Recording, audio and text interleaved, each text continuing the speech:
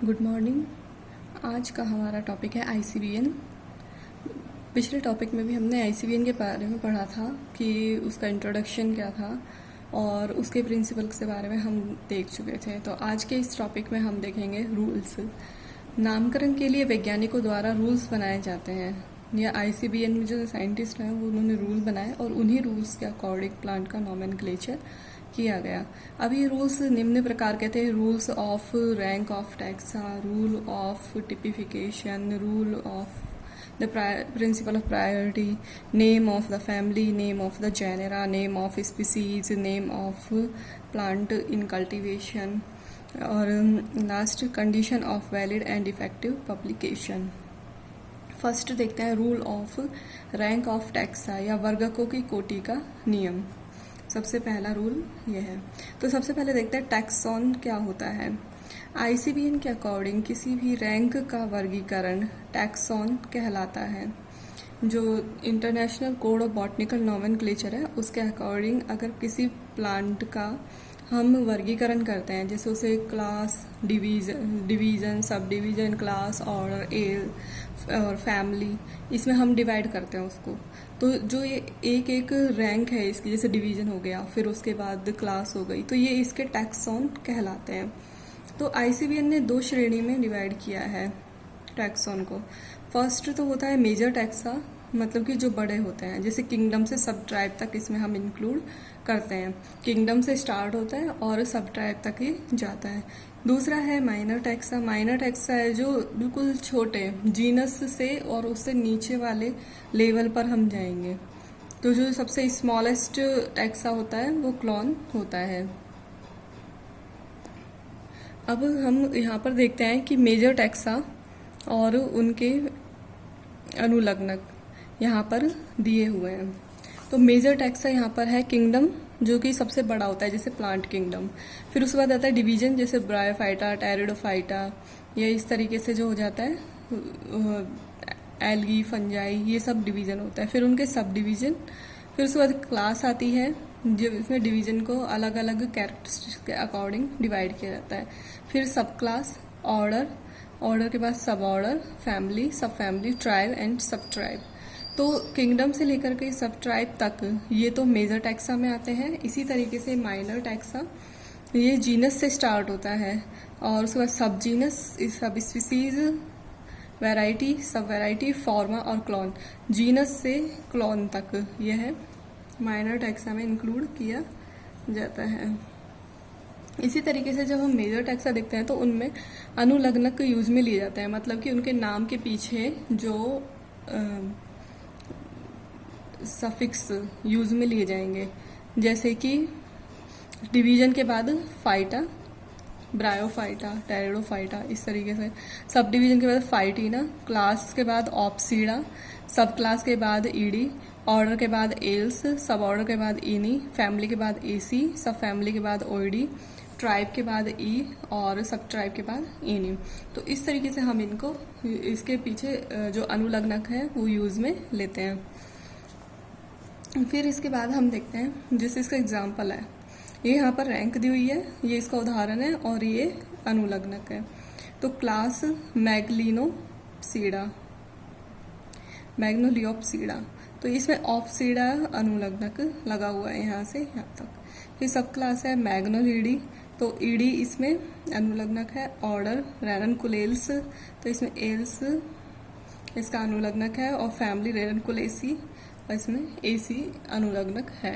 तो इस तरीके से इसमें कि जो मेजर टैक्सा हैं उनमें किस किस तरीके के अनुलग्नक यूज में लिए गए हैं, तो इसके बारे में इसमें बताया है। अब अनुलग्नक देखते हैं कि ज़्यादातर आईसीबीएन के अकॉर्डिंग जितने भी जो डिवीज़न या जितने भी मेजर टैक्सा होंगे उनके फिक्स अनुलग्नक है और वो उनमें यूज़ में आते हैं। लेकिन कुछ इसके अपवाद भी होते हैं, जैसे कि ऑर्डर है लिली फ्लोरी, ग्लूमी फ्लोरी। तो इसमें क्या होता है, ये काफ़ी लंबे टाइम से यही नाम यूज़ में लिए जा रहे हैं और ये इसी तरीके से प्रचलित है कि सबसे ज़्यादा फेमस ही इन्हीं नामों से है, तो इसलिए इनको ऐसे ही रख दिया गया है। तो एक्सेप्शन हमेशा वो होता है जो काफ़ी लंबे टाइम से यूज़ में आ रहे हैं और फेमस भी हैं। तो अगर उनमें कुछ चेंज करते हैं तो वो ज़्यादा मान्य नहीं होता। तो इसलिए उनको एज इट इज़ ही हम यूज़ में लेते हैं। फिर इसके अलावा जब जीनस का नाम लिखते हैं तो 2 रूल फॉलो किए जाते हैं। फर्स्ट तो है genus species and lower rank के नेम लैटिन लैंग्वेज में लिखे जाते हैं। जीनस के बाद जितने भी आएंगे, जीनस जो माइनर टैक्सा के जो नेम होंगे उनको हम लैटिन लैंग्वेज यूज़ में लेते हैं। दूसरा, जब अगर हाथ से लिख रहे हैं, अगर कंप्यूटर पर लिख रहे हैं तो उन्हें इटैलिक्स में लिखा जाएगा कंप्यूटर में लिखने पर, लेकिन यदि हाथ से लिख रहे हैं तो उन्हें अंडरलाइन कर दिया जाता है क्योंकि इटैलिक्स को हाथ से नहीं लिखा जाता। फिर उसके बाद फर्स्ट रूल हमारा हो गया rule of rank of taxa. अब इसके बाद दूसरा रूल है रूल ऑफ टिपिफिकेशन, प्रारूप का नियम, प्रारूपीकरण का नियम। तो इसमें हम सबसे पहले देखते हैं टाइप स्पेसिमेन। टाइप स्पेसिमेन क्या होता है? तो इसमें है टैक्सोन के जीनस या स्पीसीज का नामकरण किसी भी श्रेणी के टाइप के प्लांट के प्रमाणिक वर्ग हेतु जो हर्बेरियम शीट में सबसे पहले किसी पादप विशेष के लिए मूल रूप से प्रयुक्त हो तो उसे टाइप स्पेसिमेन कहते हैं। तो इसका मतलब है कि टाइप स्पेसिमेन, जब हम किसी प्लांट का नामकरण करने जाते हैं तो सबसे पहले हम उसका पुराना रिकॉर्ड देखते हैं कि सबसे पहले उसको, जैसे हर्बेरियम शीट हो गई या उसका कोई भी जो प्रिजर्वेटिव मेथड है वहाँ जहाँ पे उसकी डिटेल लिखी हुई है, तो वहाँ पे हम सबसे पहले सर्च करते हैं कि इसको क्या नाम दिया गया था। तो जो उसका नाम वहाँ पर होता है जो सबसे पहले काम में लिया गया है तो उसके अकॉर्ड लिया जाता है, और जो मतलब जो कि सबसे पहले हर्बेरियम शीट में या प्रिजर्व करके रखा गया है जो स्पेसिमेन होता है उसे हम टाइप स्पेसिमेन कहते हैं। टाइप स्पेसिमेन लेखक द्वारा प्रमाणिकता के लिए इस्तेमाल किया जाता है, सिर्फ प्रमाणिकता के लिए कि उसके फीचर्स क्या होते हैं, उसका नॉमेनक्लेचर किस आधार पर किया गया है। तो इस तरीके से हम इसको यूज़ में लेंगे। अब इसके बाद हम देखते हैं कि कुछ पादप पदार्थ ड्राई फॉर्म में प्रिजर्व नहीं हो पाते, जैसे कि लीफ है उसको हर्बेरियम में प्रिजर्व किया जा सकता है, ट्विग है उसे पादप की टहनी प्लांट को प्रिजर्व किया जा सकता है, लेकिन कुछ प्लांट पार्ट ऐसे भी होते हैं जिनको हम ड्राई फॉर्म में प्रिजर्व नहीं कर सकते, जैसे फ्रूट्स हो गए। तो ये कुछ टाइम बाद अपने आप रोट हो जाते हैं तो इसलिए इन्हें प्रिजर्व नहीं कर सकते, तो इनके फोटोग्राफ या डायग्राम बना करके इन्हें प्रिजर्व किया जाता है। और जो ये प्रिजर्व किया गया जो मटेरियल होता है वही टाइप स्पेसिमेन कहलाएगा। स्टॉकहोम कांग्रेस में विचार किया गया कि किसी भी जेंडर प्रजाति के टाइप को सुनिश्चित करने के लिए टाइप के नामकरण के लिए निम्नलिखित टाइप श्रेणियों को मान्यता प्रदान की गई है। फिर स्टॉकहोम कांग्रेस हुई थी 1950 में, तो उसमें यह कहा गया कि जो टाइप है उसके लिए भी अलग अलग श्रेणियां बनाई जाए कि जिसके आधार पर हम डिवाइड कर सकें। तो इसे हम इस तरीके से देखते हैं। तो इन्होंने 2 टाइप में ये डिवाइड किया, आइसोटाइप और आइसोसिनटाइप। आइसोसिनटाइप तो होता है जो सिनटाइप होता है उसकी डुप्लीकेट कॉपी, सिनटाइप की डुप्लीकेट कॉपी को हम आइसोसिनटाइप कहते हैं। अब जो आइसोटाइप होता है वो भी 2 टाइप का होता है, एक तो कोटाइप और दूसरा नियोटाइप। कोटाइप होता है मूल प्रारूप या टाइप का चयन जिस पादप से किया गया है उसी में से एक अन्य पादप प्रतिरूप को सुरक्षित कर लिया जाता है, उसे कोटाइप कहते हैं। जैसे हमने किसी पादप को प्रिजर्व किया वो उसका टाइप कहलाएगा। अगर उसी पादप का ही कोई पार्ट हमने प्रिजर्व कर लिया तो उसको हम कोटाइप कहेंगे। एक प्लांट का तो एक पार्ट तो हो जाएगा टाइप, और उसी पार्ट का कोई दूसरा पार्ट हम प्रिजर्व कर रहे हैं तो उसको टाइप की तरह यूज़ में ले रहे हैं तो उसे हम प्रतिरूप की तरह यूज़ में लेंगे तो उसे हम कोटाइप कहेंगे।